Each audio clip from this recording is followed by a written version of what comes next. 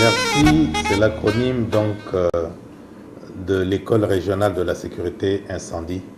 Et il faut noter que c'est une des écoles de la SEGNA. La mission assignée à l'ERCI, c'est donc de mettre en œuvre la stratégie de la politique de l'agence en matière de formation dans le domaine du sauvetage et de lutte contre incendie. C'est-à-dire que nous assurons les formations professionnelles et également le maintien des compétences de nos agents qui sont déjà en fonction. D'abord, nous avions une vision pour l'école. La vision que nous avons de l'école, c'est de faire de l'ERCI une école panafricaine d'excellence, une école panafricaine d'excellence bilingue. C'est qu'on soit capable de pouvoir assurer les formations et en anglais et en français. Nous avions ce que nous convenons d'appeler les formations ab initio, c'est les formations initiales qui assurent les formations professionnelles, c'est-à-dire qui confèrent aux apprenants les compétences métiers. Comme je disais entre-temps, un des objectifs, c'est également le maintien des compétences, c'est-à-dire que l'amélioration continue de la qualité de la formation. À cela, il nous faut organiser des formations continues. Le deuxième type de formation, ce sont des formations continues qui assurent donc le maintien des compétences en fait. Et le troisième type de formation que nous avions, c'est les formations spécifiques. Ce sont les formations sur commande, taillées sur mesure de certaines structures tierces qui en font la demande. Donc nous élaborons un programme de formation spécifique pour ces structures-là.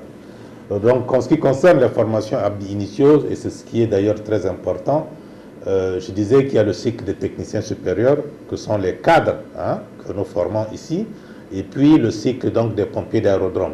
Le cycle des techniciens supérieurs a une durée de 18 mois et le cycle des pompiers d'aérodrome a une durée environ de 6 mois. Je crois que le bilan de l'ERCI est très édifiant. Vous savez que l'ERCI a été créé depuis 1964 et que la SEGNA, si vous avez une idée de sa configuration, en considérant que la France dispose qu'on comprend 17 États membres, et en cela, depuis 1964, c'est donc l'ERCI qui a eu à doter les centres opérationnels de ces différents États-là en personnel, n'est-ce pas, qualifié en sauvetage et de lutte contre incendie.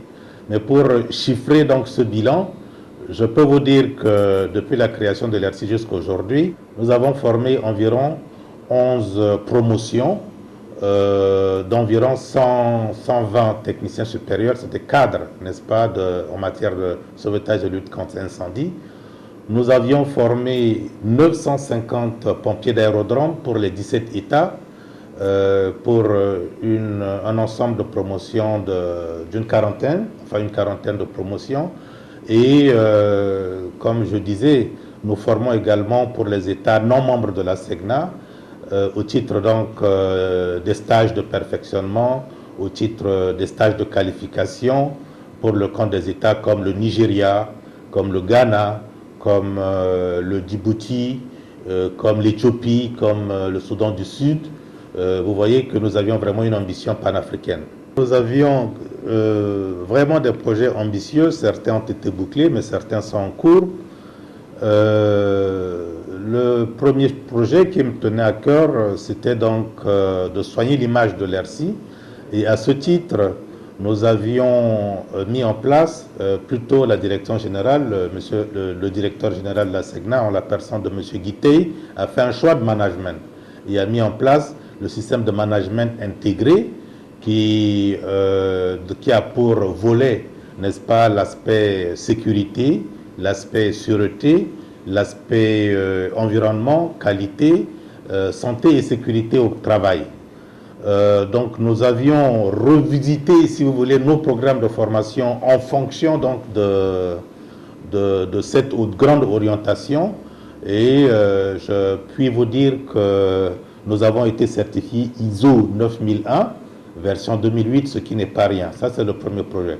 Le deuxième projet, c'est que par rapport donc aux écoles reconnues par l'Organisation de l'Aviation Civile Internationale, nous avons eu le statut donc de membre à part entière du programme Trainer Plus donc de l'Organisation de l'Aviation Civile Internationale. Donc en termes de label au niveau international, nous sommes bien connus et j'ai aussi mis à part donc les projets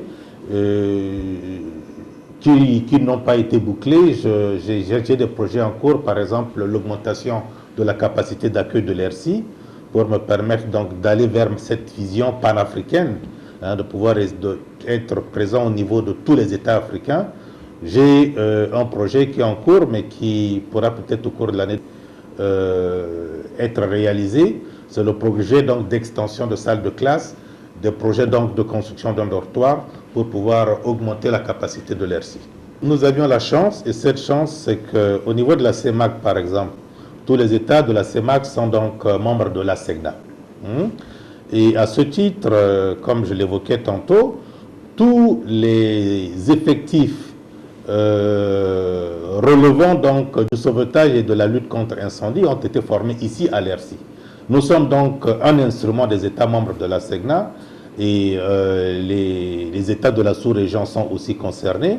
Donc nous formons donc, et les cadres et les agents d'exécution et les pompiers d'aérodrome pour le compte de ces États-là. C'est pour ça justement que de manière opérationnelle, les centres opérationnels donc, de nos aéroports, de ces aéroports au niveau de la sous-région fonctionnent parfaitement. À titre d'exemple, je vais vous dire que le maintien au niveau donc de nos centres, de la protection, n'est-ce pas, de notre aéroport est assuré à 100%. Je me rends assez régulièrement donc à Yaoundé pour échanger avec l'autorité aéronautique du Cameroun et que de temps en temps nous tenons donc des réunions avec le ministère des Transports donc du Cameroun. Et c'est le lieu aussi de remercier l'État camerounais qui, par la Convention de Dakar, vous savez, le Cameroun est l'un des premiers États, n'est-ce pas, à mettre en place la SEGNA, à créer la SEGNA. Et à cela, une convention a été signée. Et l'institution, si vous voulez, de l'ERSI ici, l'établissement de l'ERSI, fait l'objet donc d'un accord d'établissement à travers lequel l'État du Cameroun nous a accordé les facilités et les privilèges pour accomplir donc notre mission de formation. Voilà, et je suis très satisfait, très heureux d'être au Cameroun. Nos actions dépendent énormément donc de l'Organisation de l'Aviation Civile Internationale, qui, si vous voulez, est l'instance suprême de toutes les activités relatives ou bien qui se réfèrent donc à l'aéronautique. Tout est formalisé donc au niveau de cette structure en matière donc d'exigences normatives, en matière donc d'exigences opérationnelles, et c'est à travers donc ces textes réglementaires ou bien ces exigences réglementaires que nous arrivons à élaborer donc les programmes de formation, les syllabis. Ça, nous travaillons donc de concert avec cette organisation. Aussi, nous avions passé un contrat de partenariat avec C2FPA, c'est une école similaire, une institution de formation française, le Centre français de formation des pompiers d'aérodrome. Un contrat de partenariat qui souhaite même donc que nous fassions certaines prestations pour leur compte. C'est pour dire que le respect que certaines institutions au niveau international ont du centre de formation de l'ERCI. La SECNA comme l'ERCI, nous sommes donc un instrument des États. Nous sommes donc là pour satisfaire les besoins des États et c'est pour ça que cette institution a été mise en place. Il est tout à fait normal que nous manifestons notre disponibilité pour former les cadres et les pompiers d'aérodrome, n'est-ce pas, pour le compte donc des États. Et je crois qu'il est aussi important de dire qu'il est nécessaire et indispensable parce que vous savez, les métiers liés au sauvetage et lutte contre l'incendie, ce sont des métiers sacrés. Il s'agit donc de sauver des vies humaines. Et en cela, il va falloir que la jeunesse s'y intéresse. Il va falloir communiquer beaucoup avec la jeunesse pour qu'elle manifeste un intérêt pour ces métiers qui sont très nobles de mon point de vue.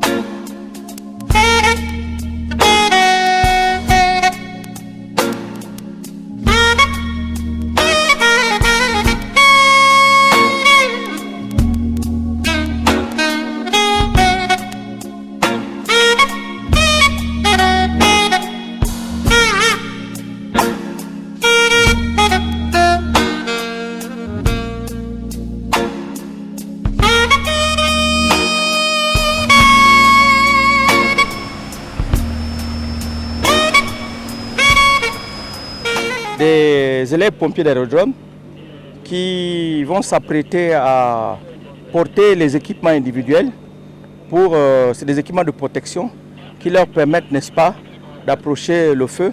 Ces équipements, n'est-ce pas, leur permettent de se protéger contre le rayonnement du feu. Alors, ces équipements, ils sont composés d'un casque,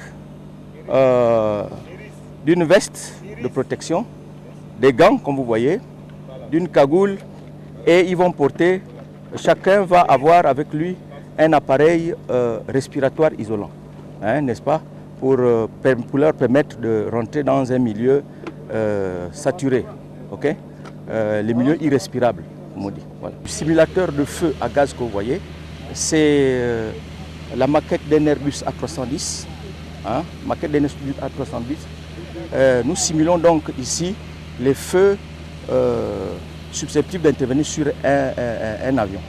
Alors, lesquels feux? Vous avez le feu des moteurs, nous on a le feu de fuselage, vous voyez, on a le feu, les feux internes, à l'intérieur de l'avion, il peut y avoir des feux, les feux se souvenir. Nous avons le feu de toilette, le feu de plafond, le feu de siège et enfin le feu de cockpit. Ça c'est à l'intérieur, ce que nous appelons dans notre jargon les feux dits internes. Ce que vous voyez ici présentement qui est en feu, ce sont les feux dits, ce que nous appelons les feux dits externes, qui sont, donc je disais tantôt, composés de feux moteurs, moteur gauche, moteur droit, le feu de fuselage, et il peut y arriver que du carburant s'écoule au sol et va être donc poursuivi par les flammes. Donc là, plus bas, on peut avoir un feu de nappe. Donc c'est un outil didactique qui est l'un des plus performants en Afrique, je dirais même le seul, qui permet aux élèves, n'est-ce pas, de se familiariser avec les feux réels avant d'aller dans le centre. Voilà. Donc cette zone d'entraînement est composée du simulateur, d'un compartiment gaz, vous voyez la bonbonne de gaz, et ici, ce conteneur que vous voyez, c'est là où se passent tous les scénarios. Donc tout est commandé à travers dans cette cabine. C'est un simulateur très performant qui est géré par un programme informatique. C'est ici que l'on démarre les feux à la demande de l'instructeur que l'on appelle opérateur. C'est-à-dire que lors de la composition des exercices, il y a au minimum 2 instructeurs, sinon 3 en moyenne, dont un instructeur qui est en cabine, qui lance les feux, et 1 ou 2 autres qui sont des opérateurs qui commandent les feux.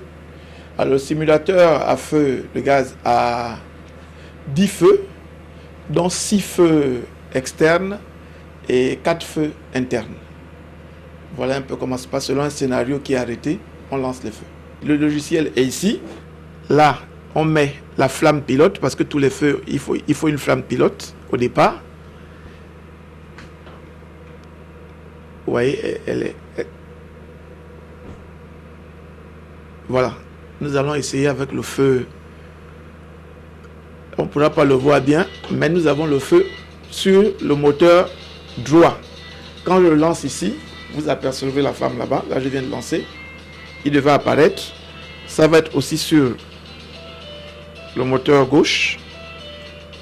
Là, malheureusement, j'ai une alarme que je viens de... Voilà. Vous voyez, je viens de lancer le feu de moteur gauche et le feu de tuyère gauche. Vous les voyez là. Je lance le feu de fuselage. Vous voyez, là, nous avons le feu de fuselage que je viens de lancer à partir de la cabine. Voilà, ces feux ont une durée de 3 minutes, 180 secondes. Automatiquement, ils s'arrêtent après 3 minutes, mais seulement ils peuvent être arrêtés à la demande.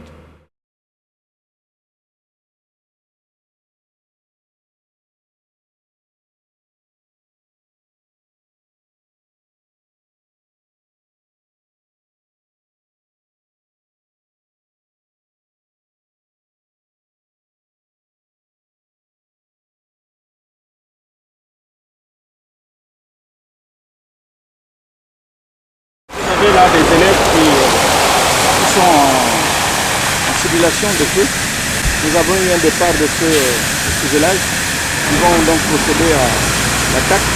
Et vous allez voir quels sont les différents scénarios. Là, vous avez un peu de fuselage qui appuie. Et vous voyez le camion en train d'intervenir. C'est un véhicule de 9 minutes qui a une capacité de 9 minutes, je disais. Et qui sort 4500 litres. Là vous voyez, ils sont arrivés sur le feu, ils ont intervenu avec le gros moyen, et une fois, selon leur appréciation, il y a ce qu'on appelle un porte-lance qui a déployé la lance latérale qu'on appelle la lance latérale gauche, et il est en train, n'est-ce pas, d'achever l'extinction du feu de fuselage. Et là vous avez un deuxième véhicule qui vient d'arriver, parce qu'il y a un départ de feu au moteur gauche. Il va commencer donc à intervenir. Les exigences que nous avons de l'organisation internationale, c'est que les pompiers, en cas d'accident, sont venus sur un aéroport, sur l'aérodrome, donc sur la piste. Les pompiers disposent donc de 3 minutes maximum entre le départ de la caserne et ils départent la caserne jusqu'au lieu de finir. Ils doivent avoir vidé la moitié de leur capacité. Ce que nous appelons délai d'intervention, ce délai d'intervention est de 3 minutes maximum. Voilà, ils sont en train de déclencher. Vous voyez qu'ils ont d'abord utilisé les gros moyens. Vous voyez ces gros moyens-là qui débitent 4500 litres minutes. Et une fois que le feu est suffisamment apaisé, maîtrisé, il va procéder donc à l'ouverture de ce qu'on appelle la lance latérale gauche pour parachever donc l'extinction. Et ils vont procéder au sauvetage dans les minutes qui suivent.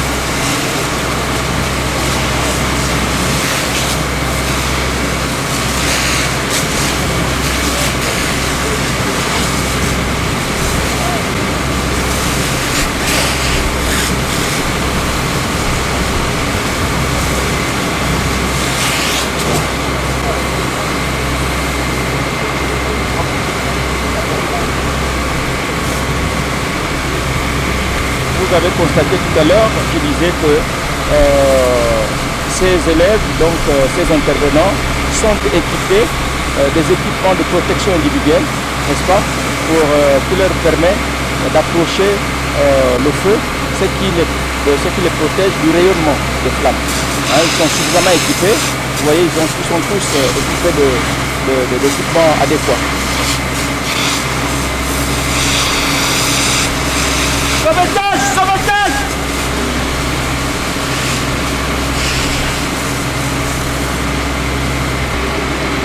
Messieurs!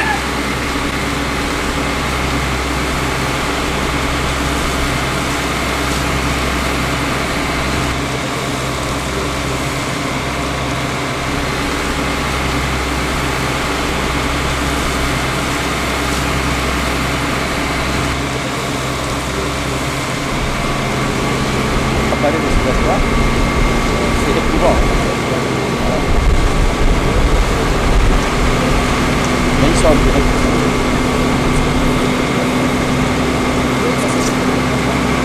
Ils ont eu une formation qui leur permet de communiquer, qu'on appelle le gestion. En matière d'intervention, chez les pompiers, il y a une nouvelle technologie qui est arrivée, c'est le casque phonique. Donc toujours la possibilité de se parler. Quand ça va arriver, c'est déjà à l'étude dans les prochaines années. Mais la formation elle-même dure 5 mois. 5 mois, c'est la formation de base. C'est-à-dire que c'est le pompier de base, l'intervenant de base. Ils sont recrutés avec le bac scientifique et formés ici pendant 5 mois. Cette formation débute d'abord par une familiarisation à la conduite automobile des grands engins parce que c'est municipal, c'est 9 mètres de longueur, donc il y a une familiarisation qui dure 2 semaines et ils vont donc chuter sur la formation paramilitaire pour avoir des capacités et des attitudes en termes de bravoure, parce que les feux sont ennemis, il faut pouvoir le combattre, il faut avoir une certaine bravoure pour pouvoir ne pas combattre le feu. Donc une fois cette formation paramilitaire terminée, ils vont donc maintenant commencer la formation porte-malique du pompier de la drogue composé de modules liés à cette formation. Donc au bout de 5 mois, nous avons un produit fini, capable d'éteindre un feu et de sauver les lumières sur les aéroports lorsqu'ils seront appelés à travailler. Sur l'aéroport, vous voyez bien que c'est composé des infrastructures, des bâtiments techniques, des installations techniques. Donc ça, c'est la mission secondaire du pompier d'aéroport. Beaucoup d'esprit d'équipe, sans laquelle on n'aurait pas une intervention efficace. Donc même tout au long de leur formation, c'est pourquoi ça commence par la formation paramilitaire et ils ont justement acquis cette habitude de travailler en équipe.